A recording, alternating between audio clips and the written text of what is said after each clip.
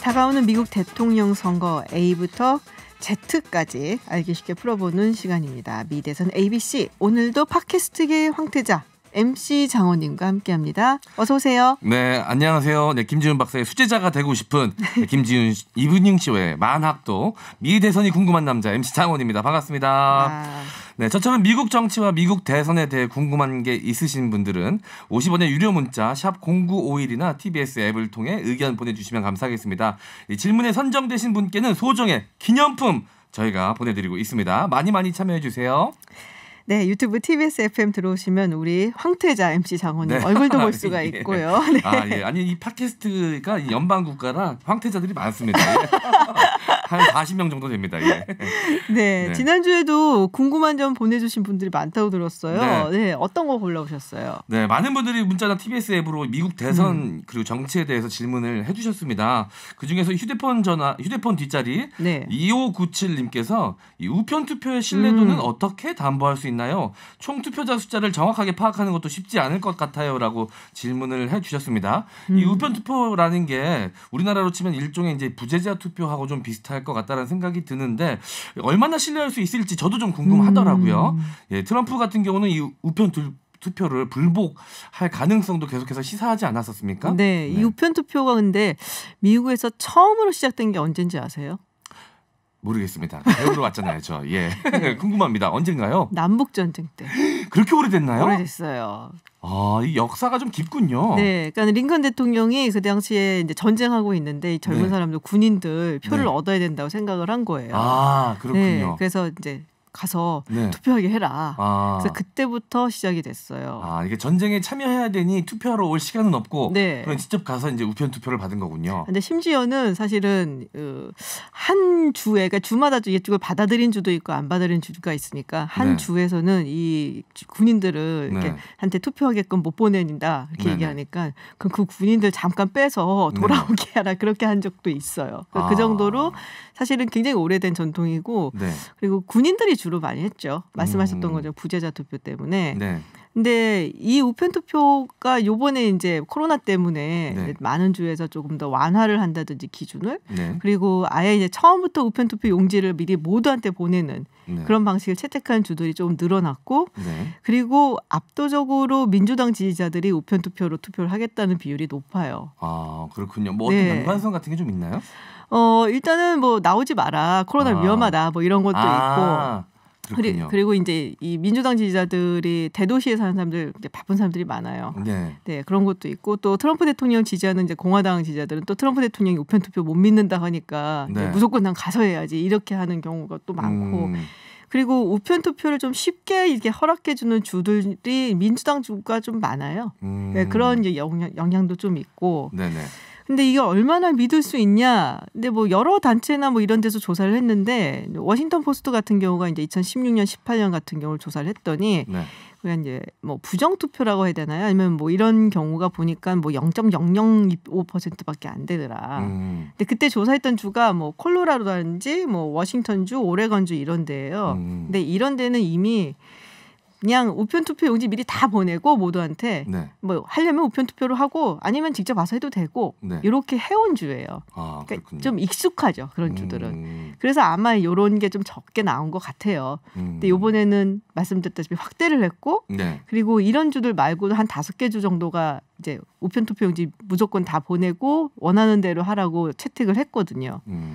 그런 주에서는 시행착오가 있을 가능성이 있죠. 그래서 얼마 전에 한 일간지에서 본인이 뉴욕 특파원인데 사진을 찍어서 올렸어요. 아니 뉴욕 특파원에서 난 잠시 이제 와 있는 사람인데 나한테 투표로 투표용지가 전에 살던 사람 이름으로 왔다. 그래서 제가 그거 보고 아 이분이 이제 뉴욕 특파원인데 사는 곳은 아마 뉴저지인가 보다라는 생각을 했어요. 왜냐하면 뉴저지가 이번에 처음으로 투표용지를 모든 유권자한테 보내서 투표를 우편으로 하려면 하고 아니면 직접 하라고 시도를 한 주거든요. 선택할 수 있게끔. 그러니까 예전에 해왔던 주는 노하우가 있으니까 아무래도 좀 괜찮은데 처음 이렇게 하려는 주는 아무래도 조금 오류 가능성이 있을 수 있죠. 알겠습니다. 예. 그리고 또 이제 민주당의 조 바이든 후보가 제가 알기로는 이 전문가들이 이야기하는 코로나19 방역 수칙에 철저하게 따르겠다라고 또 이야기를 하고 있으니까 민주당 지지자들도 따라서 이 사람들 많은 곳에 투표장에 가지 않고 우편 투표를 많이 할 가능성이 있겠군요. 그렇죠. 네. 그리고 그런 주들 그리고 말씀드렸다시피 그런 주들이 또 우편 투표를 좀 약간 장려하는 것도 있거든요. 민주당 주들이. 예. 그러니까 이제 제가 좀 잘하고 있고 성장하고 있다는 게 좀 느껴져서 완전 뿌듯합니다. 예, 공부에 결실이 보이고 있습니다. 벌써. 수제자. 역시 여러분 사람은 하면 됩니다. 예, 공부하면 돼요. 예, 뿌듯합니다. 그러면 자 우편 투표에 대한 질문 보내주신 우리 2597님께는 추운 날 따뜻하게 드실 수 있는 커피 쿠폰 보내드리도록 하겠습니다. 네, 축하드리고요. 자 이제 MC 장원이 호스트가 되어 진행하는 미대선 ABC 이제 본격적인 내용 짚어보도록 하겠습니다. 이 선거 날짜가 점점 가까워지면서 이 트럼프와 바이든 간의 이 선거 열기가 점점 더 격화되고 있는 것 같습니다. 이 최근 기사들을 보니까 이 트럼프 대통령이 바이든 후보에게 치매 걸렸다라는 의혹까지 제기하면서 소위 이제 네거티브 전략이라고 하죠. 좀 이런 이야기를 하고 의혹을 제기하던데 별명까지 지어줬더라고요. 슬리피 조라고. 늘 약간 졸린 듯이 말 실수하고 이런다고. 근데 이거 좀 그 자신도 고령인데 네. 좀 선을 넘어도 한참 넘은 게 아닌가라는 생각이 전 들더라고요. 이제 뭐 치매 얘기는 예전부터 했고요. 사실은 네. 슬리피 조도 했었는데 잘 안 먹히는 것 같더라고요. 네네. 그래서 요새는 뭐 스완피 조 뭐 이렇게 바꾸긴 하는데 먹힐 때까지 바꾸는군요. 네. 예전에 힐러리 클린턴은 그거 먹혔었거든요. 크롭트 힐러리에서 사기꾼 힐러리 뭐 이렇게 해갖고 근데 뭐 잘 먹히진 않는데 이제 네거티브가 빠질 수 없죠. 선거전에서는 굉장히 이제 전형적인 네거티브라고 할 수 있는데 이게 이제 네거티브가 이것도 언제부터 시작됐는지 우리가 이제 또 따져봐야 되잖아요. 이것도 역사가 좀 오래됐나요? 선거가 있을 때부터 시작이 됐어요. 네거티브는. 예. 근데 사실은 되게 재밌는 거는 옛날에 이제 로마 같은 경우 공화정. 집정관이라든지 뭐 이거 뽑잖아요. 법률관이라든지. 나 이제 미국 조금 알았는데 이제 로마까지 가는군요. 예, 알겠습니다. 예. 로마. 그 당시에 이제 로마 집정관 선거에 출마를 했었던 그 마르쿠스 키케로라고 있어요. 마르쿠스 키케로. 예, 이름을 한 번씩 또 들어보셨을 거예요. 키케로 어디서 들은 이름 같아라고 생각도 하실 텐데. 제가 아는 거는 이제 키케로라고 개구리 중사 정도. 예. 네, 근데 이 키케로가 이제 동생이 있어요. 켄투스 키케로라고. 근데 이 둘이 뭐 지방에 되게 좋은 집안에서 크긴 했지만. 로마의 어떤 그 막 주류 뭐 이런 건 아니었거든요. 근데 이 이제 둘 다 굉장히 명석하고 뭐 교육을 잘 받고 그래서 이제 집정관 선거에 나갔는데 이 동생이 그런 얘기를 해요. 형한테 이제 편지를 보내요. 굉장히 영리해요, 이 동생이. 그러면서 뭐라냐면은 그러니까 경쟁자들이 얼마나 나쁜 놈들인지를 모든 사람들이 알려줘야 된다. 네거티브를 하라는 얘기죠. 그렇죠. 그러니까 이 사람들이 뭐 성추문이라든지 뭐 부정행위라든지 이런 거를 계속적으로 얘기를 해야 된다는 얘기를 해요. 그러니까 이때부터 네거티브가 정말 필요하다는 걸 안 거죠, 사람들이. 역사가 오래됐군요. 그리고 미국 선거 시작할 때부터 조지 워싱턴이 내려오고서부터 본격적으로 선거를 하거든요. 그때부터 네거티브가 있었어요. 그렇군요. 근데 이게 네거티브라고 또 이게 마냥 치부하기도 좀 그런 게 네거티브로 꺼내놨던 게 사실 나중에 알고 봤더니 또 진실일 수 있죠. 네. 과거에 이제 이명박 박근혜 두 후보 이제 당내 경선 치를 때 나왔던 이 네거티브가 살벌하죠. 나중에 보니까 이제 사실 이런 것도 많고 그래서 성지됐잖아요, 그 영상이. 그래서 또 화제가 되기도 했었잖아요. 그런데 아무래도 좀 선거 그러면 정책으로 좀 맞붙었으면 좋겠다라는 바람을 또 많은 국민들이 갖거든요. 그렇게는 좀 불가능할까요? 거짓말하지 마세요. 안 믿어요. 그런 거. 재미는 있죠, 네거티브가. 하지만 그래도 좀 그 선거라는 건 좀 약간 신성시돼야 되고 뭔가 정책으로 좀 정정당당하게 맞붙었으면 좋겠다라는 바람이 좀 있기도 합니다. 근데 이 네거티브가 먹혀요. 그게 문제인 거예요, 사실은. 그렇죠. 예. 근데 제가 두 가지를 얘기를 하고 네거티브 먹히는데 그렇다고 해서 내가 A라는 후보한테 찍으려고 했는데 마음을 B로 바꾸냐? 그런 경우 별로 없어요. 다들 아실 거예요. 우리 마음에 조금씩은 있어요. 더 좋아하는 정당, 더 좋아하는 후보. 바꾸긴 되게 힘들고 다만 약간 좋아하거나 약간 뭐 호감을 갖고 있었던 사람한테 네거티브 막 그 사람에 대한 네거티브를 하면은 다 똑같네. 나 투표 안 해. 그래서 투표율을 낮추는 역할을 해요. 그렇군요. 그래서 이제 네거티브를 해서 상대의 그 후보를 찍으러 나온 사람들을 이렇게 막으려는 게 있고 문제는 이 네거티브가 굉장히 기억이 잘 남아요. 그러니까 심리학자들이 연구를 해보면 부정적인 기억이 긍정적인 기억보다 훨씬 더 오래가고 임팩트가 세. 맞습니다. 예. 저도 저한테 못해준 사람은 이름까지 다 기억나는데 잘해준 사람은 지금 떠오르지가 않아요. 맞아요. 그래서 이제 정치인들이 주로 뭐 쫓아가는 정치인, 뒤져 있는 정치인, 혹은 도전하는 정치인 이런 사람들이 네거티브를 많이 하는 거죠. 근데 트럼프는 지금 현직 대통령인데 어떻게 보면 좀 유리한 고지에 있는데도 불구하고 트럼프가 좀 더 이 네거티브 전략에 이 열심인 것 같거든요. 그러니까 쫄리는 거죠, 상황이 좀. 자기가 보기에 지금 그 방증이 될 수 있겠군요. 네, 그 방증이 되는 거고. 그리고 또 하나는 제가 생각하기에는 이 트럼프 대통령이 약간 좀 메인스트림은 아니잖아요. 네. 그리고 항상 자기가 이제 비주류고 저 네. 워싱턴 DC의 기득권 세력에 항거하는 대중들의 인기를 얻은 대통령이라는 거 굉장히 강조를 많이 하잖아요. 네네. 그러니까 그런 면에서 봤을 때 자기는 언제나 우리 뭐 언더독 네. 얘기를 하죠. 언더독 같은 입장에서 네거티브를 하는 게 본인한테 더 좋다고 생각할 수도 있어요. 그렇군요. 네. 앞으로 또 뭐 새로운 좀 네거티브 전략이 지금 미 대선 레이스에서 나올까요? 계속 나오겠죠. 선거가 끝으로 가면 갈수록 네거티브는 심해지거든요. 네. 딱 터뜨리면은 상대가 그거에 어떻게 뭐가 대응을 하기 전에 사람들 네네. 이미지한테는 그게 먼저 딱 각인이 되니까 네. 선거가 끝으로 가면 갈수록 네거티브는 훨씬 더 심해지고 네. 트럼프 대통령이 어떤 네거티브를 할지는 글쎄 뭐 워낙에 저희 상상력 이상이라갖고 어느 튈지 모르는 분이라. 네. 알겠습니다. 저희가 또 뭐 새로운 것들이 나오면 이 시간을 통해서 한번 이야기 나눠보도록 하겠습니다. 네. 자, 제가 준비한 질문은 다 끝이 났습니다. 오늘도 굉장히 알찬 시간이었고요. 전 많은 걸 배워갑니다. 이 로마 때 이야기까지 배우니까 참 오늘 하루가 참 뿌듯하고 잘 살았다라는 생각이 들 정도입니다. 예. 네. 자, 우리 MC 장원님께서 워낙에 또 공부 많이 해오시고 그래갖고 제가 네. 진짜 저도 뿌듯해요. 그래서 너무 좋아요. 네. 네. 제가 예습 복습을 철저히 하겠습니다. 네. 네. 자, 그러면은 미 대선 ABC 여기서 마치도록 하고요. MC 장원님과 함께했습니다. 고맙습니다. 감사합니다. 네, 매주 목요일 어려운 경제 이슈 쉽게 분석해드리는 시간입니다. 이분인 경제연구소 박연미 경제평론가 그리고 이종우 이코노미스트와 함께합니다. 어서 오세요. 네, 안녕하세요. 네, 유튜브 TBS FM 들어오시면 보이는 라디오로도 함께하실 수 있습니다. 자, 최근에 그 2030 세대 네, 대출하고 뭐 빚 내고 해서 뭐 집을 사는 얘기도 많지만 그게 또 주식에 올인을 한다는 얘기가 많습니다. 이제 마이너스 통장 한도액이 이 2030 세대가 개설한 게 지금 62조가 넘는다. 네. 야, 이거 어떻게 봐야 될지. 이게 이렇게 늘어난 이유 어떻게 보세요? 일단 주식 시장을 그 2030 세대는 불행 중 다행으로 보는 것 같아요. 그러니까 이생망설하고 네. 그나마 다행설이 경합하는 가운데 이번 생은 망했다고 생각하던 차에 집도 못 살 것 같고 결혼도 못 할 것 같고 취직도 잘 안 되거나 해도 상황이 어려운데 주식이라는 게 있구나. 여기에서 돈을 이렇게 불리는 방법이 있구나라고 좀 일찍 깨달은 것 같기도 하고 그동안 잘 생각해 보시면 한 2, 3년 전까지 욜로, 소확행 이런 말이 유행이었거든요. 근데 그게 사실은 그렇게밖에 만족을 느낄 수 없는 현실적인 상황을 좀 안주하는 그런 의미도 좀 들어 있었다고 봐요. 그러니까 그때까지는 그냥 난 이렇게 안분지족하고 말래 했는데 그러다 보니 집값은 천정부지로 오르고 전세로 남아있기도 어려울 것 같고 그나마 내가 할 수 있는 게 뭘까 찾아본 게 주식시장이었다고 보고 이런 현상들이 전체 주식 투자하는 직장인들 한 절반 정도는 500만 원 선에서 투자를 한다고 네네. 하잖아요. 그러니까 이런 것들이 금액으로나 현상으로나 반영이 된다고 봅니다. 우리 이종우 이코노미스트께서 어떻게 보세요? 일단 뭐 가장 직접적인 원인은 네.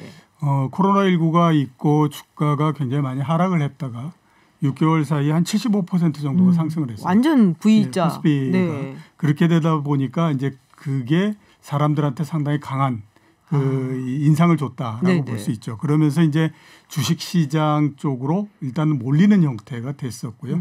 나머지는 이제 앞에서 말씀하신 거하고 비슷한데 근로소득을 가지고 과연 이제 뭐 여러 부분들을 해결할 수 있을까라고 하는 이 우려가 상당히 있는 상태에서 특히 이제 부동산 같은 경우는 굉장히 규모가 크잖아요. 근데 이제 주식 같은 경우는 규모가 적어도 얼마든지 투자를 할 수 있기 때문에 그런 면에서 이 주식에 상당히 접근하기가 쉬웠다라고 볼 수가 있고요.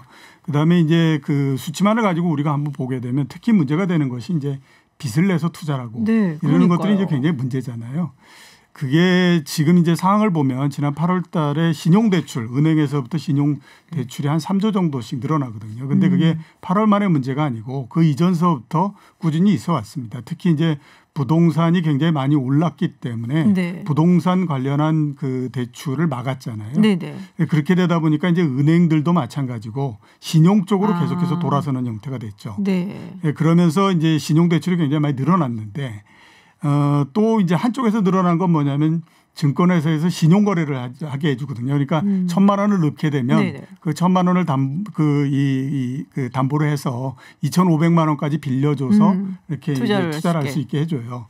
그게 연초에 6조였다가 이게 많을 때 18조까지 올라가거든요. 그러니까 12조가 올라간 거죠. 그러면 이걸 두 개를 결합해 보면 어떤 얘기가 나오냐면 은행에서 신용으로 빚을 내서 그거를 가지고 증권회사에 가서 또 신용거래를 했다라고 볼 수 있잖아요. 그러니까 두 번의 그 빚이 늘어나는 과정이 돼버렸기 때문에 네. 그래서 이제 크게 문제가 되는 거죠. 근데 그래서 B2가 사실은 네. 우리 보통 이제 B2 하면은 뭐 유명인들 약간 좀 불미스러운 거 생각을 했었는데 이게 빚내서 투자한다는 얘기인 거잖아요. 근데 사실 옛날 사람인가 봐요. 빚을 내서 투자를 한다라는 게 특히나 이렇게 주식 같은 경우에 그게 굉장히 무섭게 느껴지거든요. 사실 무서운 일이죠. 네. 그냥 투자를 해서 내 돈을 잃어도 큰일인데 빚을 내서 그러니까요. 잃어버린다 하면 돈은 돈대로 손실을 보고 갚아야 되는 부채는 그대로 남는 거잖아요. 네네. 그럼에도 불구하고 왜들 이렇게 투자를 하느냐 보면 앞서 말씀하신 것처럼 부동산 시장에 자산 가격이 계속 올라가는 것처럼 보이지만 거기는 넘사벽이거든요. 그 진입장벽이 너무 높은데 여기는 왠지 주변에서 돈 벌었다는 사람들도 많고 근거는 없으나 들어가면 다 부자 될 것 같고 그리고 돈을 좀 상대적으로 적게 빌릴 수 있는 구조는 좀 형성이 돼 있었고요. 그래서 8월에 특히 그 신규 개설 계좌가 많았어요. 올해 들어서 보면 새로 계좌를 튼 게 2030이 새로 만든 증권 계좌가 전체 한 60% 정도 되거든요. 8월이 우리가 증시가 정말 화랑이었잖아요. 뭐 7거래일 연속 상한가 간다 이런 얘기가 나왔고 9월 중순에 딱 연 고점을 찍어줍니다. 그리고 9월 16일에 이제 기관들이 차익을 실현하면서 좀 떨어지기 시작하는데 이런 상황을 보니까 이거 몇 달 만에 몇 배 벌 수 있겠구나 이런 환상을 갖게 된 그렇죠. 거예요. 그러니까 저는 이 상황을 보면서 옛날 노래가 하나 생각나더라고요. 82년에 나온 아마 이 선생님 아실 텐데 남궁옥분의 꿈을 먹는 젊은이라는 노래 있잖아요. 근데 요즘 젊은이는 꿈을 안 먹고 컵밥을 먹거든요.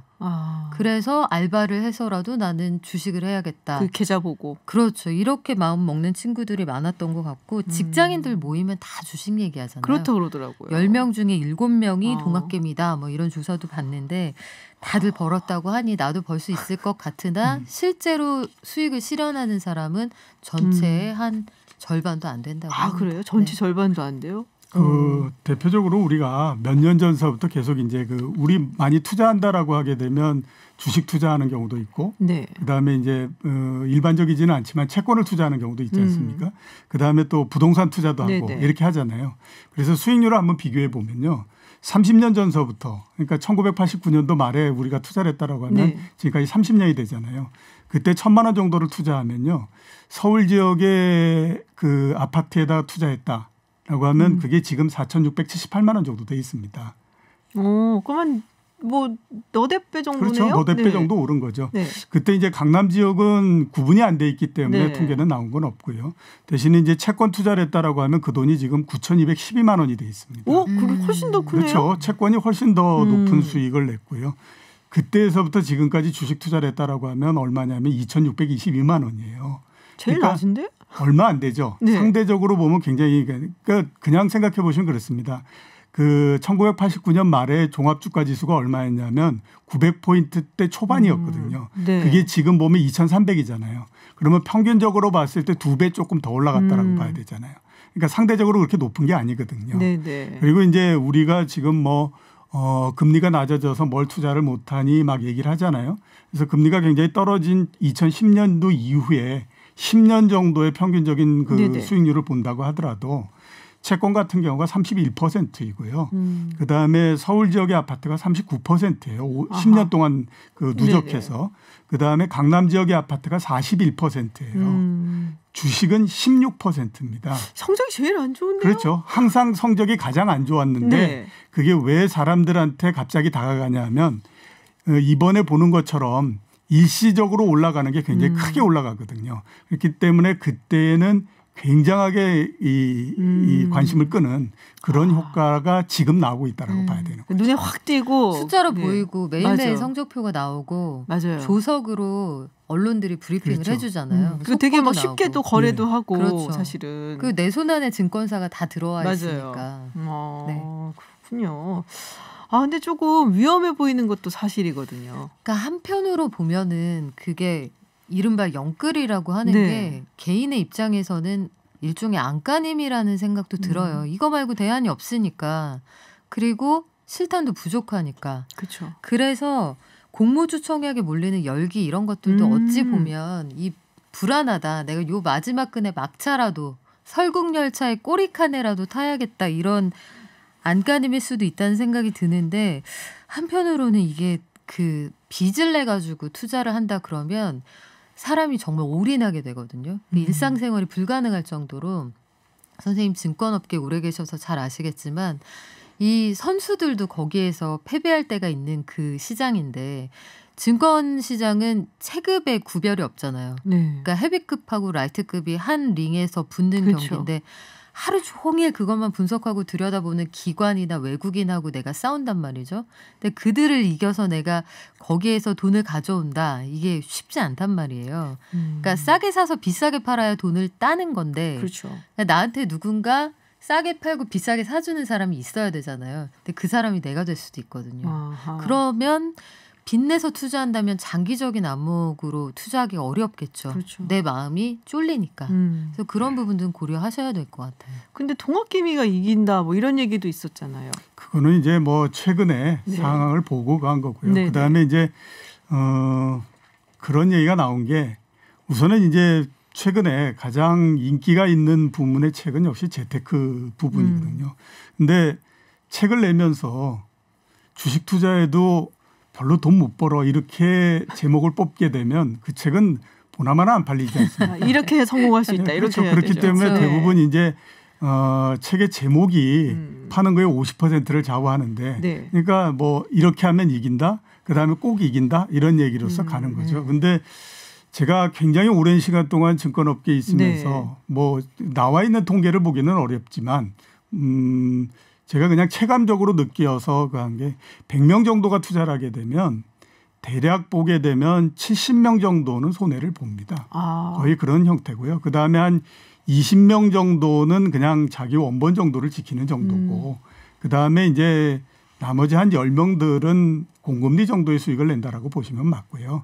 우리가 흔히 얘기하는 정말 주식으로 부자가 됐다라고 하는 사람은요. 그거는 10만 명에 한 명도 나오기가 굉장히 어려운 거거든요. 근데 이게 그 주식이라고 하는 것이 어떤 마력을 갖고 있냐면 그 10만 명 중에 한 명이 내가 꼭 될 거다라고 하는 생각을 굉장히 많이 갖고 항상들 사람들이 들어오죠. 근데 확률은 보면 100 중에 70이 될 확률이 훨씬 더 크지. 그렇죠. 10만 중에 1이 내가 될 가능성은 거의 없다라고 봐야 되거든요. 그게 이제 상당히 마력을 갖고 있다라고 봐야 되는 거죠. 근데 이 공모주 얘기가 나와서 이제 BTS의 소속사 빅히트 엔터테인먼트 뭐 상장했잖아요 오늘. 근데 뭐 별론 것 같아요. 얘기 들어보니까. 글쎄 이게 언론의 기대에 못 미치는 건지 시장의 기대에 못 미치는 건지 모르겠습니다만 빅히트가 짧게 히트한 것 같다는 생각은 들었어요. 또 오늘 언어의 마술사 나왔네요. 공모가가 13만 5천 원이었는데 장 초반에 보면 35만 1천 원까지 갔다가 25만 8천 원으로 마감을 했잖아요. 그러니까 하루 중에 제일 비쌌을 때 쌌을 때 이 등락폭이 한 30% 왔다 갔다 하니까 굉장히 시장이 이리저리 요동을 쳤다고 볼 수 있는데 기대감이 반영이 미리 되어서 아마도 기관이나 외국인들은 이 정도면은 차익 실현했다가 나중에 떨어지면 또 다시 사면 되지 했던 것 같은데 개미 투자자들은 차후의 가능성을 좀 더 보신 것 같아요. 그래서 나 물렸다. 다시 언제 35회 시대는 언제 다시 올 것인가 종목 토론방이 좀 시끌시끌하던데 글쎄 이게 엔터주라는 것이 매력이 있는 만큼 또 위험성도 같이 있고 BTS가 떨어지면서 다른 엔터주들도 함께 쫙 끌고 이 물귀신처럼 함께. 그래서 다른 주식 가지고 계신 분들도 좀 속상했던 그런 하루이셨을 거예요. 근데 그런 게 있었을 것 같아요. 그 SK 바이오팜이라든지, 그렇죠. 뭐 심지어 뭐 직원들이 사직서 낸다 얘기까지 나올 정도로 이게 계속 막 상한가 치고 막 이러니까 빅히트 뭐 다들 막 몰려든 것 같아요. 증권 투자를 하는 사람들이 학습 능력이 굉장히 뛰어납니다. 그래서 이전에 있었던 일이 한두 번 정도만 반복되면 그거를 피해가는 그 방법을 찾아내거든요. 이전에 이제 올해에 몇 개월 사이에 크게 그 상장했던 기업을 보면 SK 바이오팜이 있었죠. 그다음에 카카오 게임즈 있었지 않습니까? 이게 주가가 어떻게 됐냐면 제일 처음에 상장하는 날 그 공모가의 2배가 되고 거기에서 상한가를 쳤어요. 그 다음 날도 똑같이 상한가를 쳤고 그 다음 날 올라간 상태에서 거기서부터 이제 물량이 나오기 시작해서 주가가 하락을 하기 시작해서 한두 달 정도 지나면 고점 대비해서 거의 30% 정도가 하락을 해버리는 형태가 됐거든요. 그러니까 오늘 같은 때 빅히트 엔터테인먼트 같은 경우에는 많이 가봐야 오늘 상한가고 내일서부터 물량이 풀린다. 이런 생각을 가지게 될 수밖에 없었거든요. 그 상태에서 그러면 뭐 내일 기다릴 거 없이 그냥 오늘 처분해버리고 말지. 이렇게 이제 된 거죠. 그러면서 이제 주가가 계속 내려간 거고요. 또 하나는 빅히트 엔터테인먼트가 가지고 있는 한계 때문에도 그렇습니다. 그러니까 오늘 상장에서 시가총액이 9조 이렇게 된 거거든요. 근데 9조라고 하는 돈은 굉장히 큰 거예요. 그렇죠. 우리나라의 왜 그 대형 그 금융지주 회사들 있지 않습니까? 그게 평균적으로 볼 때에 시가총액이 한 10조를 좀 넘거든요. 아니 그러면 아무리 BTS가 뭐 유명하고 어쩌고 한다고 하더라도 그 몇 명 되지 않는 엔터테인먼트 아미가 들 수도 있습니다.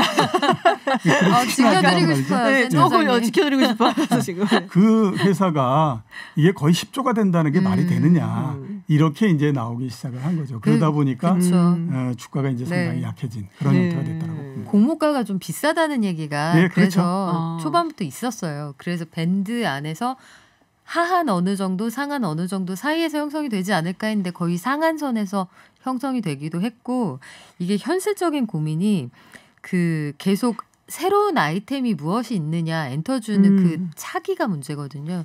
BTS의 경우에는 지금 거의 리즈 시절 최정상에 있는 상황인데 그 다음을 받쳐줄 수 있는 후배들은 누가 있을까? 빅히트에. 소속사의 다른 가수는 누가 있을까 보면은 아직까지 방탄소년단을 받쳐줄 만한 후배들은 눈에 띄지 않고 방탄소년단은 지금 병무청이 최대한 연기가 가능하게 해주겠다고는 했으나 병역이란 문제가 아직 완전 해결된 게 아니거든요. 이거는 과거 2PM 사례에서도 마찬가지였는데 그래서 이런 문제들이 좀 두루 고려가 된 그런 주가라고 보실 수 있습니다. 이 공모주 관련해서는 지금 그 빅히트도 문제지만 그 지금 아직까지는 상장하지 않는 이른바 이제 장애 주식이라고 얘기하지 않습니까? 그거는 제가 봤을 때 더 큰 문제라고 볼 수 있는데요.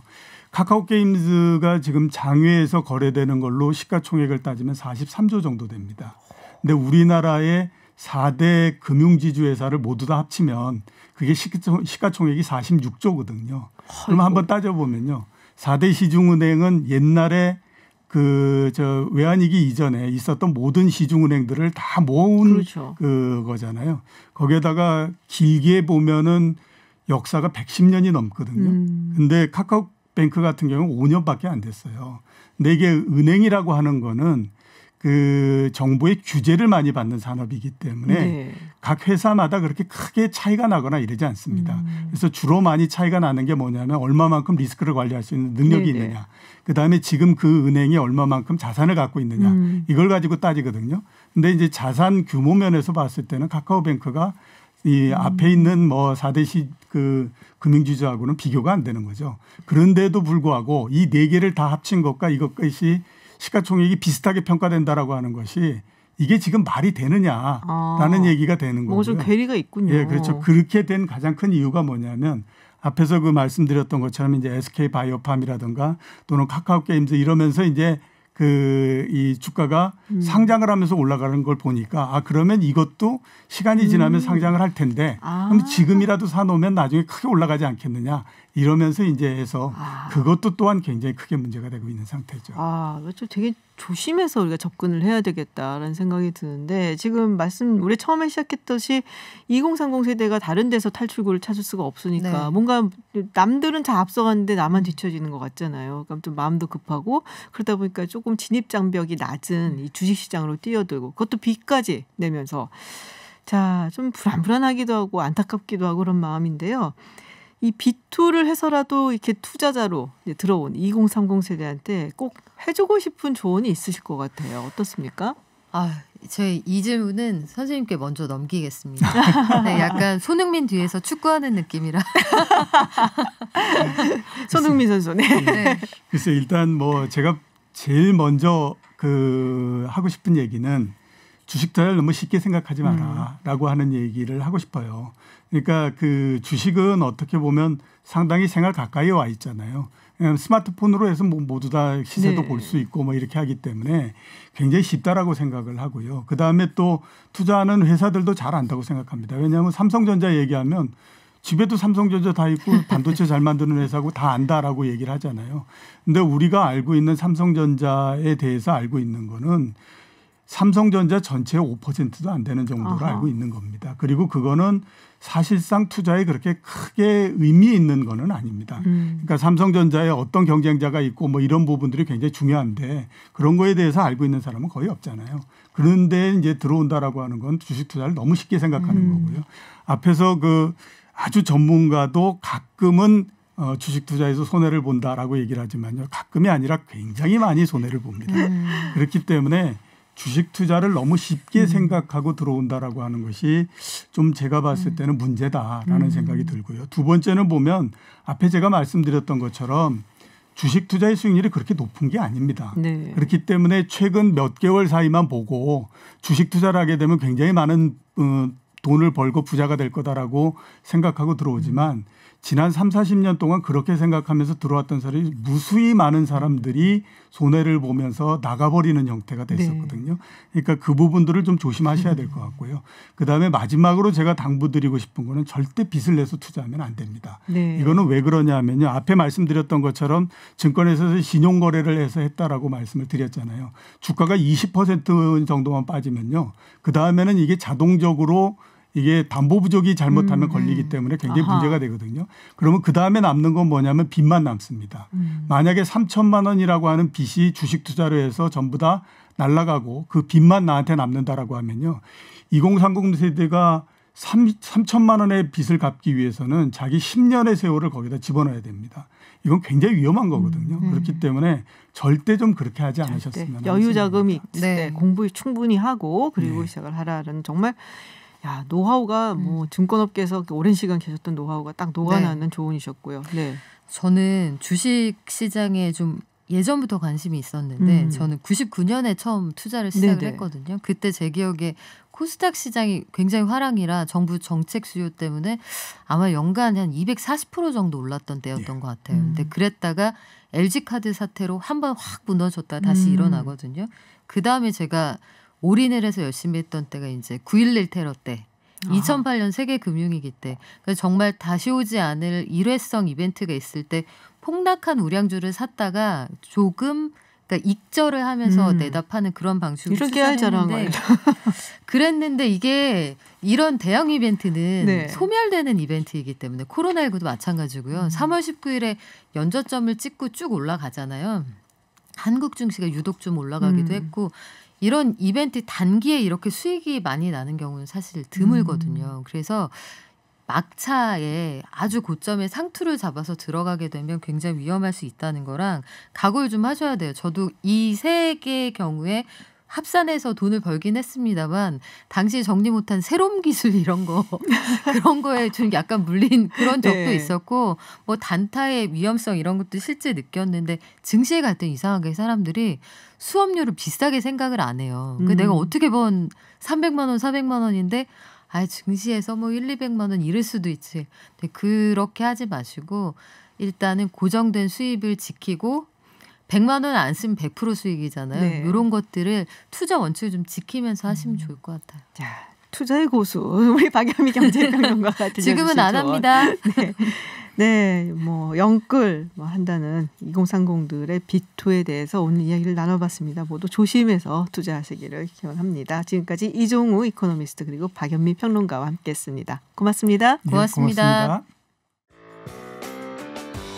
해외 뉴스 알아보는 서울타임즈 시간입니다. 전주현 캐스터와 함께합니다. 어서 오세요. 네, 안녕하세요. 네, 어제 우리가 이 프랑스 마크롱 대통령이 뭔가 발표할 것 같다 얘기했었잖아요. 네. 통행 금지예요? 네, 통행 금지할 수도 있다 이렇게 말씀을 드렸는데 진짜 한답니다. 17일부터 최소 4주 동안 코로나19 확산세가 심각한 지역에서 오후 9시부터 다음 날 오전 6시까지 통행이 금지가 되는데요.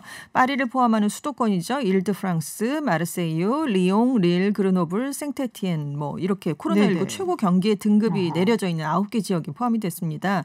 여기 살고 있는 사람이 프랑스 전체 인구 6,700만여 명 중에 한 30% 가까이 되는 2천만 명 정도가 해당이 된다고 그래요. 네. 수도권이 이제 포함이 되니까 많아졌어요. 그래서 한 번 통행금지 조치를 어기면 지금 벌금이 우리 돈으로는 18만 원. 이게 공공장소에서 마스크를 안 썼을 때 부과되는 벌금하고 똑같습니다. 그런데 반복적으로 어기면 금액이 확 올라가는데요. 202만 원까지도 물수가 있습니다. 우와. 네, 다만 예외를 인정되는 경우가 있어야겠죠. 네네. 그래서 9시 이후에 이제 일을 마치는 사람들은 해당이 안 되고 야간에 근무하는 분들 응급 상황에 처했을 때는 예외가 적용이 됩니다. 근데 문제는 프랑스 사람들이 저녁 약속을 하면 한 8시 전후가 된대요. 그러니까요. 밥도 진짜 오래 먹잖아요. 오래 먹잖아요. 한 번에 우리처럼 한 상 차려서 먹는 게 아니라 천천히 나오면서 맞아요. 와인 마시고 대화하고 그러다 보면 9시부터 통행금지가 적용이 되면 이게 지금 사실상 저녁 약속을 하지 말라는 얘기거든요.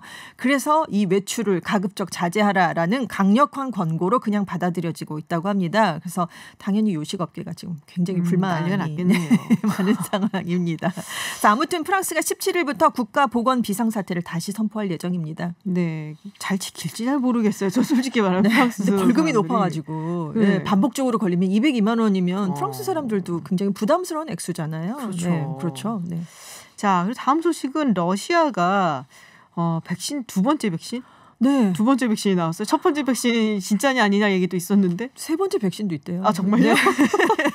푸틴 대통령이 14일에 내각회의를 했는데 시베리아 노보시비르스크의 벡토르 센터가 오늘 두 번째 코로나19 백신인 에피바 코로나를 등록했다라고 얘기를 했습니다.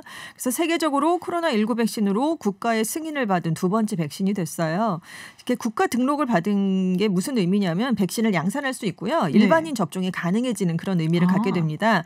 문제는 첫 번째 백신이 스푸트니크 5였는데 그거랑 똑같이 일상 임상 시험만 마치고 3상 안 하고 승인이 된 거예요. 근데 일상에 참가한 사람이 14명밖에 안 됩니다. 이상은 88명. 그러니까 이걸 다 합해도 한 100여 명 정도로 소규모로 지금 해보고 지금 승인을 해버린 거예요. 그래서 조만간 지금 승인을 받은 이후에 4만 명을 대상으로 최종 3상 시험을 한답니다. 그러니까 일단 승인부터 해주고 3상을 하게 되는 거죠. 아니 3상에서 엎어지는 경우가 얼마나 많은데요. 그러니까요. 스푸트니크 5도 지금 그렇게 지금 한 4만여 명을 대상으로 지금 3상을 이제서야 시작을 하고 있는데 그래서 이것 때문에 여전히 효능, 안정성에 대한 우려가 커지고 있습니다. 근데 이 백신이 조금 특이한 게 뭐냐면요. 우리가 근육으로 주사를 맞잖아요. 백신 주사를 맞을 때. 근데 이런 근육 내 주사 방식이 아니라 코 안에 방울로 흘러 넣는 방식이 된다고 그래요. 제가 코에 주입을 한 거죠. 네, 그런 식으로 넣는 백신이어서 조금 다른 방식의 백신이 될 것 같습니다.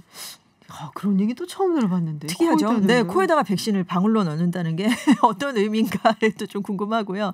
비말로 이게 전파가 되니까 아마 그쪽으로 넣는 건지 모르겠으나 아무튼 말씀드린 것처럼 세 번째 백신 후보가 12월 안에 승인을 받을 예정입니다. 본인은 맞는데요. 푸틴 대통령이 맞았다는 얘기는 여전히 없고요. 그렇죠. 딸들 얘기만 계속 나오고 딸들은 맞았다는 얘기만 있고. 네, 그렇습니다. 자, BTS 소식입니다. 지금 미국의 3대 음악 시상식으로 꼽히는 이 빌보드 뮤직 어워드. 네. 그래서 4년 연속 탑 소셜 아티스트 상을 받았다. 그렇습니다. 3대면 뭐예요? 그러니까 그래미 어워즈가 있고요. 아메리칸 뮤직 어워즈가 있고 그다음에 이제 빌보드 뮤직 어워즈가 있습니다. 근데 이게 탑 소셜 아티스트라는 게 소셜 미디어를 기반으로 온라인에서의 영향력을 보여주는 빌보드 소셜 50라는 차트 랭킹이 있거든요. 여기에서 이제 얼마만큼 영향력을 발휘했느냐, 그리고 이제 팬 투표가 같이 합해져서 지금 이제 수상자가 선정이 됐는데 BTS는 2017년에 이제 처음 이 상을 받았거든요. 네. 지금 계속 이 부문상을 4년 연속 지금 받고 있습니다. 뭐 당연한 소식같이 들리긴 하네요. 그렇죠.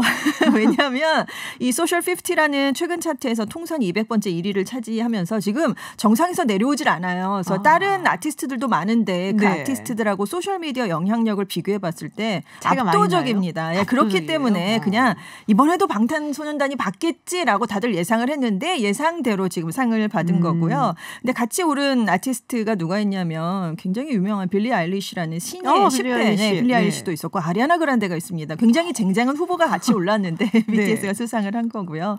그래서 이제 아미와 BTS가 얼마나 가깝게 연결되어 있는지 보여주는 증거다라면서 팬들에게 감사하다는 마음을 전했습니다.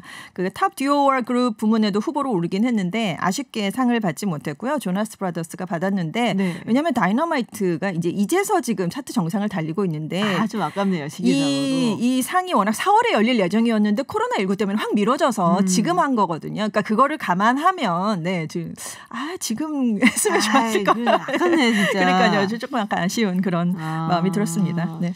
뭐 중국 팬들이 아미 탈퇴한다 해도 별 영향은 없어 보입니다. 네. 황치뽕. 네.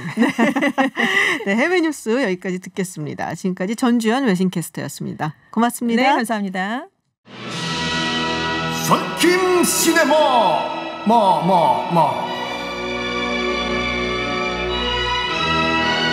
네, 매주 목요일 한 편의 영화를 만나는 시간 썬킴 시네마. 네, 썬킴 사이버 한국외국어대학교 교수 나와 계십니다. 어서 오세요. 안녕하십니까. 목요일 청취율을 담당하고 있는 썬킴 인사드리겠습니다. 뭐 다 아시겠지만 모르는 전화 서울 02가 이번 주에 오면은 일단 무조건 받으셔야 되겠죠. 네, 네 지금 뭐 청취율 조사 기간이라고 말씀을 드리니까 혼신의 힘을 다해서. 아 그럼요. 네. 모르는 전화 서울 02는 이번 주까지 꼭 받으세요. 네, 고맙습니다. 네, 유튜브 TBS FM 들어오시면 우리 유쾌한 썬킴 교수님과 함께 보이는 라디오로도 함께 하실 수 있습니다. 오늘은 어떤 영화 하셨어요? 뭐 노벨상에서 3명의 여성 과학자들이 그 과학 분야 상을 수상했지 않습니까? 아시다시피 그 1950년대 말, 1960년대 초반에 미국과 구소련이 이제 서로 우주를 누가 선점하냐를 놓고 굉장히 경쟁을 펼쳤잖아요. 결국엔 미국으로 이제 판정승을 줬던 이 머큐리 프로젝트라고 있거든요. 이 머큐리 프로젝트를 담당했던 나사의 공신 가운데서 숨은 공신 흑인 수학 천재 캐틀린 존슨이라는 여성 수학자와 2명의 흑인 여성 동료가 있었다라는 실화를 바탕으로 한 영화 히든 피겨스 숨은 영웅들을 준비했습니다. 히든 피겨스 이 영화 꽤 인기가 되게 많았던 것 같은데 지금 미국에서 꽤 히트했어요. 히트쳤죠. 그리고 또 OST가 포렐 윌리엄스가 담당했거든요. OST 정말 대단하죠 진짜. 역시 또 깨알같이. 자, 그래서 어떤 내용인지 왜 그러면 오늘 이걸 가지고 오셨는지. 아시다시피 1957년도에 구소련이 먼저 그 스푸트니크를 우성을 쏘아 올리지 않습니까? 그 당시 이제 미국 같은 경우에는 언제 핵폭탄이 머리 위에 떨어질지 몰라가지고 큰일 났다. 소련이 우주를 선점하는 것을 우리가 가만히 볼 수가 없다. 빨리 개발해라. 근데 또 한 번 그 선수를 빼앗기는 것이 61년도에 유리 가가린이 첫 인류가 이제 한 바퀴 지구를 돌지 않습니까? 야, 여기서 우리가 또 질 수가 없다. 유리 가가린이 몇 바퀴 돌았냐? 한 바퀴 돌았습니다. 지구. 우린 최소한 2바퀴 이상 돌아야 된다. 그래가지고 머큐리 프로젝트라는 그것을 이제 추진하는데 그 당시 이제 나사에서 이제 IBM 슈퍼컴퓨터를 도입을 해가지고 계산을 해요. 그렇지만 계속 오류가 나는 거예요. 그러다 보니까 야, 이 오류를 바로 잡을 수 있는 누가 없을까? 저기 숨겨져 있는 보석 수학 천재인데 흑인 여성이다. 쓰겠냐? 한번 시도를 해보자. 모든 문제를 다 해결해가지고 결국에는 존 글렌이라는 미국인을 3바퀴를 돌리죠. 그 머큐리 프로젝트를 성공시킵니다. 그렇군요. 그러니까 사실 이제 노벨상 수상자들이 발표가 계속 났잖아요. 그래서 아마 거기서 그럼 착안을 해오신 건가요? 그렇죠. 네. 그게 간단하게 들어가겠습니다. 솔직히 말해서 노벨상도 이번에 뭐 CNN도 보도를 했지만 아직까지도 그 성차별 논란에서 벗어날 수가 없다. 아직까지 그 남성 평양적이다. 뭐 지금까지 역대 1901년부터 1회 노벨상 수상부터 지금까지 봤을 때 여성이 수상한 것은 한 6%밖에 안 되고 그밖에 안 돼요. 흑인이 수상한 것은 2%밖에 안 된다. 이렇게 과학계가 남성적으로 이렇게 편도된 것이 이게 바람직한가? 논란이 되고 있죠 지금요. 근데 사실은 근데 그럴 때 조금 시기를 따져서 볼 필요도 있을 것 같기는 해요. 왜냐면은 이게 뭐 여성 운동이라든지 흑인 민권 운동이라든지 이런 게 60년대 막 넘어서면서 사실 많이 했고 또 여성 교육 수준도 굉장히 높아지기 시작한 게 그렇죠. 1901년부터 따지면은 조금 끝이 없죠. 솔직히. 네, 그렇잖아요. 네. 그래서 그럼 요새는 많이 늘어난 거라고 생각을 했는데 뭐 그럼에도 불구하고 여전히 특히 과학 같은 평화상이나 뭐 문학상 같은 경우는 좀 더 있는 것 같아요. 과학상 그러고 보니까 좀 없는 것 같은 느낌이 드네요. 경제도 그렇고. 아직 그 성인지 감수성이 뭐 문제가 된다는 게 2018년도인가요? 2년 전에 그 프랑스 제라르 무르 노벨 물리학상 받은 그 프랑스 과학자가 어떤 비디오를 공개했냐면 그 받기 전에 자기 연구소에서 여성 연구원들을 가운을 입힌 다음에 동영상을 찍었는데 춤을 추다가 갑자기 여성 연구원들 옷을 활짝 벗게 만들어요. 아니 왜요? 네? 그 자기 연구소 홍보하기 위해 가지고. 근데 그것이 그 제라르 무르가 노벨 물리학상을 받은 이후에 공개된 거거든요. 그 동영상이. 만약에 이 동영상이 그 전에 공개됐다면 그럼에도 불구하고 노벨위원회가 그 상을 줬을까? 그 해당 과학자는 자기 몰랐다고 이게 논란이 될 줄 이런 변명을 하더라고요. 이 말도 안 되는 소리를 하고 있어요. 근데 이제 방금 그 영화 말씀 들어보니까 나사의 이제 흑인 천재 여성 수학자라고 하셨잖아요. 네. 이중고라고 우리가 보통 얘기를 하죠. 흑인이면서 여성이고. 특히 1960년대. 그죠. 우리 예전에 그린북에서도 다뤘지만 이게 흑인과 백인이 이렇게 막 좀 뭐랄까 분리시키는. 뭐 우리 박사님도 잘 아시겠지만 그 세그리게이션이라고 해가지고 인종 그 분리 정책. 물론 1965년 그 린단 존슨 그 행정부에서는 법적으로는 없어졌지만 그 전까지만 하더라도 법적으로 백인과 유색 인종은 한 자리에 있을 수가 없다. 버스를 타더라도 같은 섹션에 앉을 수가 없고 맞아요. 식당도 같은 섹션에 앉을 수가 없고 맞아요. 학교도 백인 학교, 흑인 학교가 따로 있고 맞아요. 특히 뭐 화장실 맞아요. 이 영화에도 나오는 것처럼 한번 쉬야 하기 위해 가지고 800m를 뛰어갔다 오잖아요. 빗속을 뚫고. 화장실 가고 싶은데 뛰기까지 해야 돼. 그러니까 그 슈퍼바이저 그 케빈 코스트너죠. 어디 갔다 왔냐고 너 지금. 그다음에 그때 그랬더니 그 캐서린 존슨 그 주인공이 빗속을 뚫고 내가 이 건물 안에 백인 건물 안에는 소변을 볼 장소가 없다. 소변을 보기 위해서는 이 빗속을 뚫고 800m 하프 마일이죠. 이걸 뛰어갔다 와야 된다. 이것까지 당신이 뭐라고 하면은 난 여기서 일할 수가 없다. 맞아요. 그 다음에 정말 그 케빈 코스트너가 그 대사를 치죠.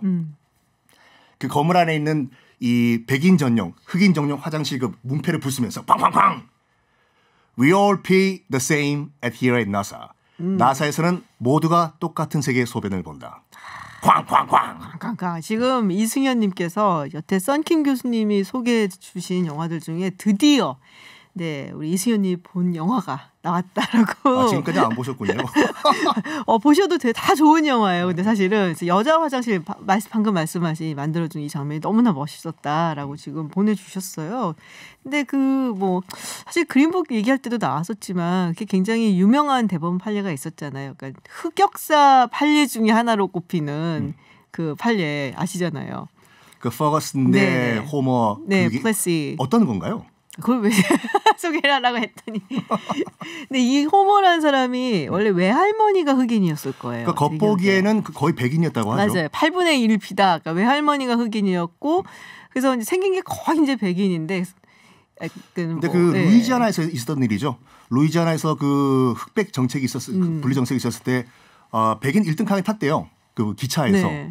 그랬더니 당연히 그 차장이 와가지고 딱 보니까 이제 완전 백인이 아닌 것 같으니까 흑인 전용 칸으로 가시라고 그랬더니 난 갈 수가 없다. 그랬더니 뭐 흑백 분리 정책에 당신이 위반했기 때문에 벌금 $25를 먹이겠다. $25는 그렇게 큰 돈도 아니지만 자존심 상하잖아요.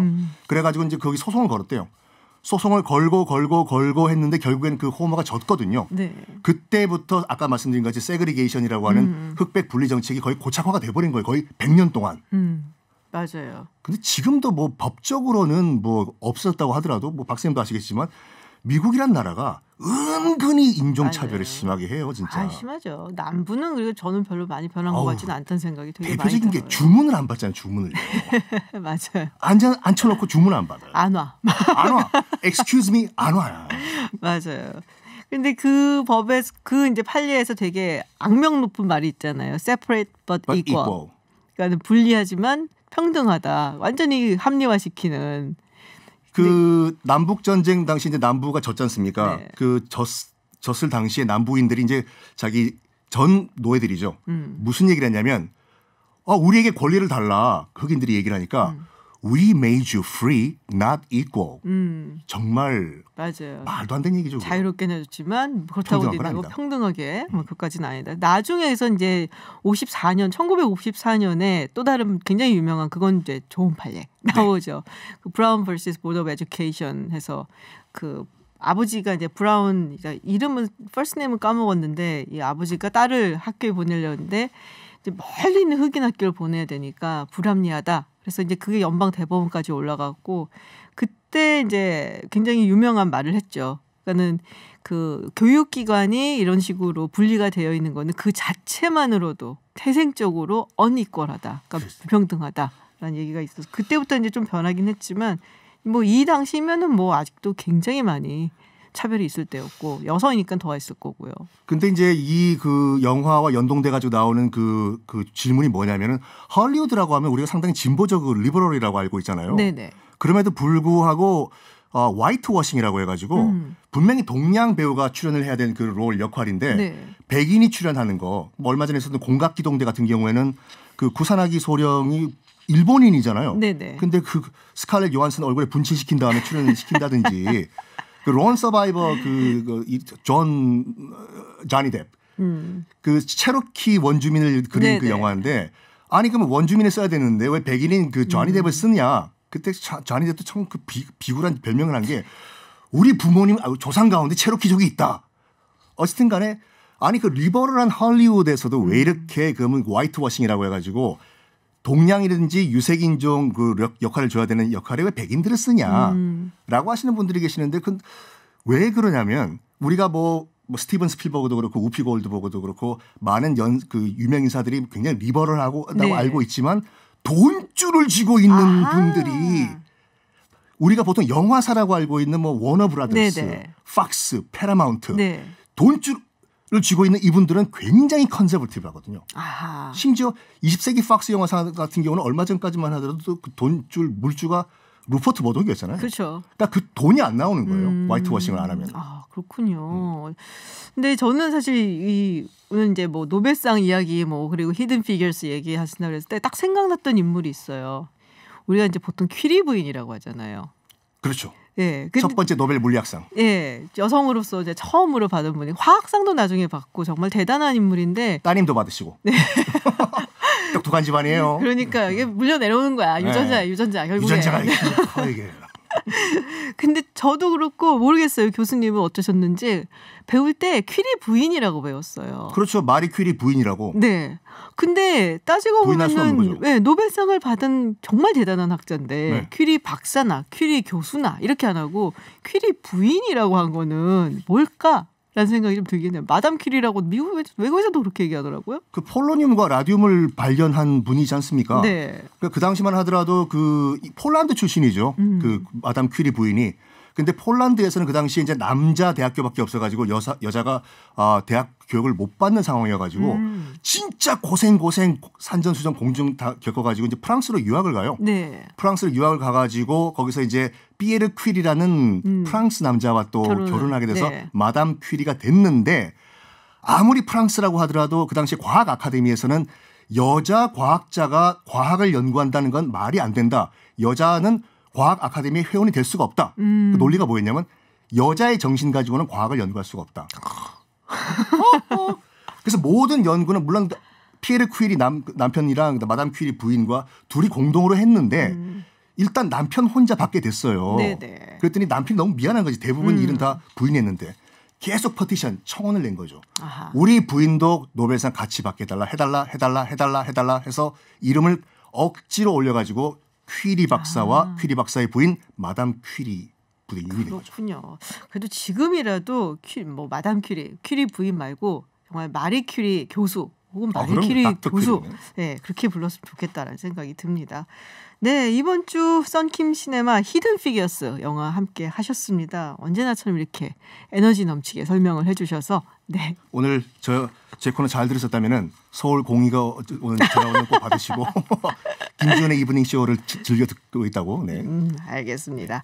네, 오늘 말씀 고맙습니다. 네, 감사합니다. 네, 김지윤의 이브닝 쇼 오늘 방송은 여기까지입니다. 저희는 내일도 6시 10분에 여러분을 기다리겠습니다. 지금까지 김지윤이었습니다.